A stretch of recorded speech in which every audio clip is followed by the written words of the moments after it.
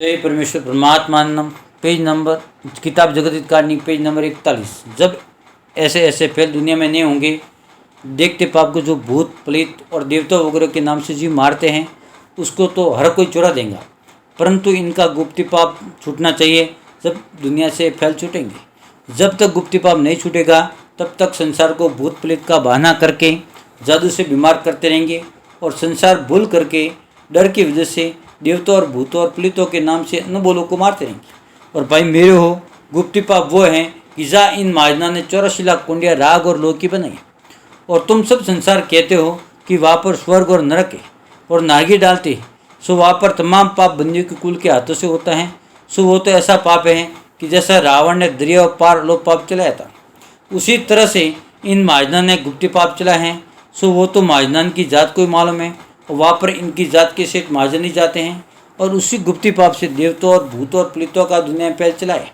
और उसी फैल से देवताओं और भूतों और वो प्रेतों का बहाना कर करके करोड़ों जीव माराते। उसका सारा मतलब यह है कि ना तो भूत है ना कोई प्रेत है, ये तो फकत इन महाजन का राक्षसी पाप है और राक्षसी पाप से नींद के अंदर और जागते में सपने करा देते और कुछ का कुछ सुझाते हैं। सो ये सपने राक्षसी पाप से होते और इसी तरह से रात दिन में जागते सपने करा देते हैं। सो जिस तरह से कि रावण राक्षस विद्या के पाप से कई किस्म के सपने सुझाता था, उसी तरह से अब ये बनिया भी कई किस्म के सपने सुझा देते हैं कि जो मरे हुए मूर्ति सपने में नजर आते हैं। सो भाई मेरे हो, मरे हुए तो नहीं आती है, तो राक्षसी पाप से ऐसा सुझा देते हैं कि जिस तरह से बाजीगर लोग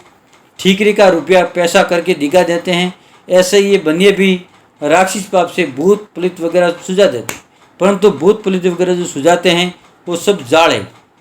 और कुछ भी नहीं है, क्योंकि पाप को ताकत है कि जो चाहे सो ही कर सकता है और ऐसा बुरा गुप्ती पाप कराते हैं कि जिसके नाम का गुप्ती पाप करावे तो उसी का बुरा हो जाए और सब विलायतों के नाम का पाप करावे तो सब विलायतों का बुरा हो जाए। सो पाप जो संसार के नाम का कराते हैं सो पाप तो लग जाता है, मगर करने वाले बेईमान काफिर है, क्योंकि बेचारों अनबलों को कल्पाते हैं और दुनिया में जादू जो करते हैं और इंद्रजाल जो कहते हैं और राक्षसी विद्या और काफिर विद्या कहते हैं। सो पाप तो एकाएक है। Page number 42। परंतु दुनिया के ना समझने के वास्ते नाम अलग अलग लिख दिए हैं। सो ये चतुराई दुनिया के ना समझने के वास्ते की है, मगर दुनिया ये ख्याल नहीं करती है कि पहले रावण ना कुछ कंस कान वगैरह ने राक्षस विद्या का पाप चलाया था, जब वो भी इन सोबनियों की तरह से कुछ का कुछ सुझाते थे। सो ये बात दुनिया में प्रकट है कि बातें राक्षस विद्या से सुझाते थे, परंतु लेकिन ये बनिए तो रावण वगैरह से भी ज़्यादा कुछ का कुछ सुझाते। सो इस बात का ख्याल किसी को भी नहीं होने देते। पेशतर मैं भी संसार की तरह से भूला हुआ था, क्योंकि मुझको राक्षसी पाप से अब तक जब तक कि इन बनियों ने दुखी नहीं किया था जब तक मेरे को कुछ खबर नहीं थी, और अब तो जो कुछ मेरे ऊपर हो चुकी हैं वो बीती हुई लिखता। और मुझको तो इन सौदागर ने तरह तरह की जाल चीज़ें दिखलाई, इससे मैं बार बार लिख कर तुम भूले शख्सों को खबरदार करता हूँ,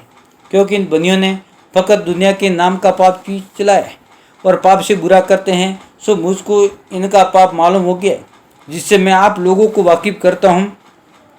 और लिखता हूँ, और तुम सब संसार अपनी अपनी आंखों से देख रहे हो कि कैसा जुल्म चला है। सो जिन जिन जड़ों में ऐसा पाप चला है सो सब संसार दरियापत करके देख लो